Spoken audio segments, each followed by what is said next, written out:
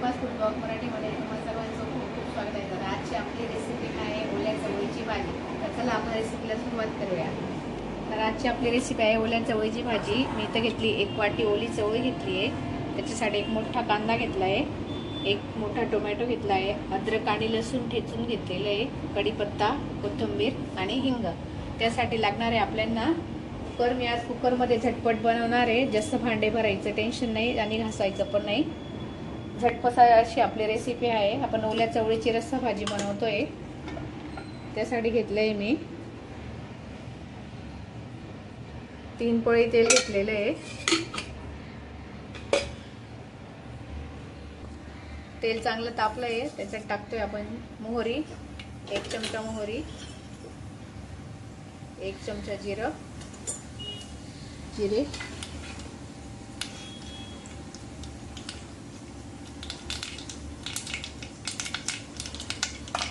जिरं चांगलं तडतडू द्यायचं.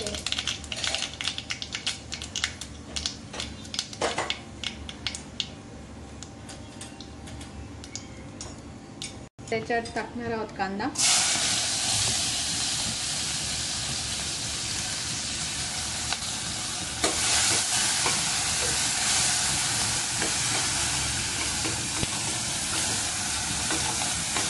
कांदा मस्त लाल होईपर्यंत आपल्याला परतू द्यायचं आहे गुलाबी रंगावर. आपण कोणत्याही प्रकारचं वाटण न बनवता मस्त अशी तरीदार पातळ अशी ओल्या चवळीची आपण भाजी बनवणार आहोत. खायला खूप छान लागते. आणि आता मार्केटमध्ये ओल्या चवळ्या खूप येत आहेत. पावसाळ्याचा सीझन आहे. पावसाळ्यामध्ये ओली चवळी मार्केटमध्ये येत असते. तर तुम्ही ती एक वेळेस आवर्जून आणा आणि नक्की बनवून माझ्या पद्धतीने बनवून नक्की ट्राय करा.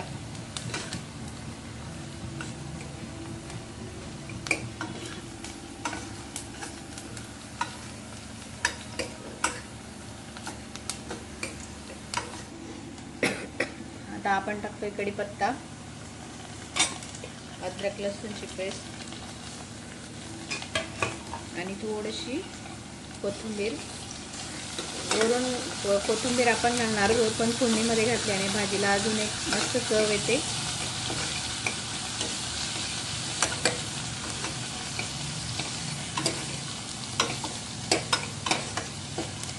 थोडासा हिंग घालणार आहोत आपण.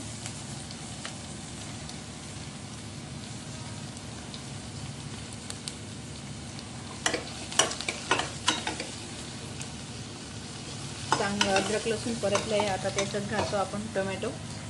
1 टोमॅटो घातला आहे मी.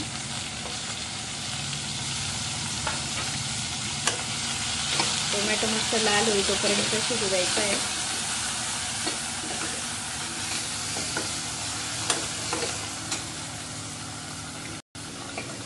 टोमॅटो आपला मस्त आता शिजत आलेला आहे, कांदा आणि टोमॅटो. आता याच्यात आपण काही सुके मसाले घालणार आहोत.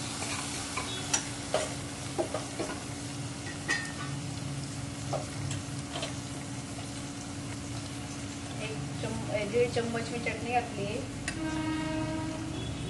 पाव चमचा हळद आणि पाव चम्मच गरम मसाला. थोडं आता पाणी सोडायचं. मसाला चटणी करतो म्हणून थोडं पाणी सोडायचं आणि मस्त असं शिजू द्यायचं थोडा वेळ.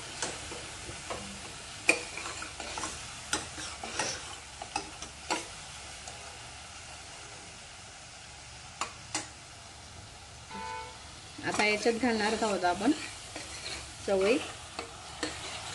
चवळी मस्त धुवून घेतली होती आधी.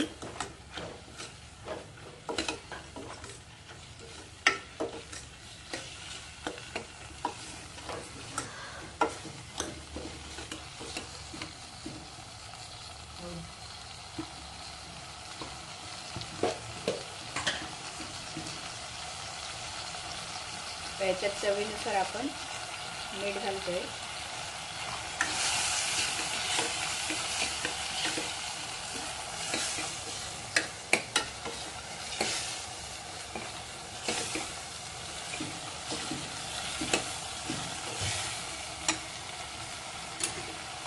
कोणतीही ग्रेव्हीची भाजी करताना गरम पाण्याचा वापर करायचा, म्हणजे भाजीची चव टिकून राहते आणि भाजी होण्याची प्रोसेस थांबत नाही, भाजीला पटकन उकळी येते.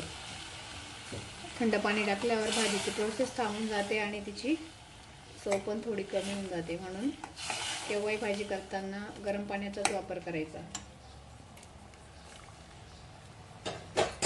हिला मस्त उकळी काढायची, 15 मिनटं भाजी मस्त उकळू द्यायची आहे. ओले चवळे असल्यामुळे चवळी शिजायला काय वेळ नाही लागत, चवळी तेव्हा शिजून जाते. आणि आपण अजून एक जशी 70% भाजी शिजण्यात येईल ना, तेव्हा नंतर आपण फक्त थोडा दाण्याचा कूट घालणार आहोत भाजीमध्ये. भाजी शिजली, आता आपण याच्यात घालणार आहोत थोडा दाण्याचा कूट. थोडे मोठभर शेंगदाणे घेऊन मिक्सरमधून थोडे फिरून घ्यायचे. याच्यामुळे भाजीला दाटसरपणा येतो आणि चवीला पण भाजी एकदम छान लागते. हिला 5 मिनटं अजून उकळू द्यायचं आहे, शिजून द्यायची आहे. बघू शकता तुम्ही, चवळी पण एकदम मऊ अशी शिजलेली.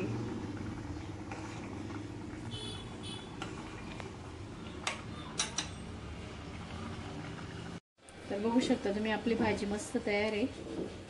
झणझणीत अशी रसावाली भाजी, कमी वेळात आणि घरच्या साहित्यात मस्त अशी ओल्या चवळीची रस्सेदार भाजी तुम्ही भाकर, पोळी किंवा भातासोबत हिला खाऊ शकता.